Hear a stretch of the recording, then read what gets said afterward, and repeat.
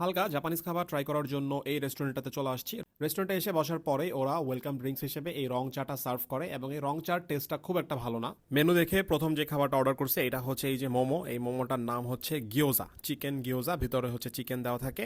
তারপর হচ্ছে একটা রাইস বোল বা রাইস প্ল্যাটার অর্ডার করছে। এখানে একটা ডিম আছে, ডিম পোচ, যেটা আসলে আম্মু করে বাসায়। তারপর একটা বড় সড়ো চিকেনের পিস আর হচ্ছে ফ্রাইড রাইস আছে।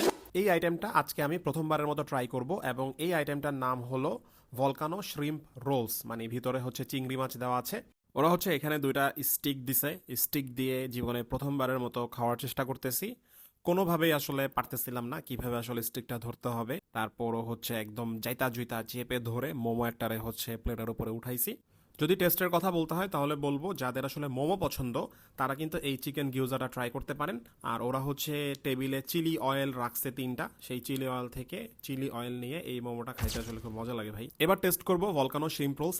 এটা দেখতে আসলে খুবই লুক্রেটিভ, ভালো লাগতেছে দেখতে। এখানে সয়া সস আছে, তারপর ওয়াসাবি আছে, তারপর হচ্ছে জিঞ্জার আছে। এই সবগুলো জিনিস খুব সামান্য করে নিতে হবে, সামান্য করে নিয়ে বাইট দিতে হবে।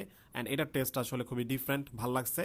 আর এখন যদি কথা বলি এই ফ্রাইড রাইস, তারপর হচ্ছে চিকেন আর এই ডিম পোচের কথা, এই খাবারটা আসলে খুবই জোস, মানে ফ্রাইড রাইসটা মজা, চিকেনটাও খুবই সুস্বাদু আসলে। খাওয়া দাওয়া শেষ করে এখন ইচ্ছা করতেছে একটু কেক খাওয়ার জন্য, তো চলে গেছি আর একটা কেকের দোকানে। আজকে আসলে ভরপুর খাওয়া দাওয়া করতেছি। অ্যান্ড এখানে হচ্ছে দুইটা ফ্লেভারের কেক নিয়েছি, ফ্লেভার দুইটার নাম আসলে ভুলে গেছি, বাট এই কেক দুইটার টেস্টও কিন্তু যথেষ্ট ভালো।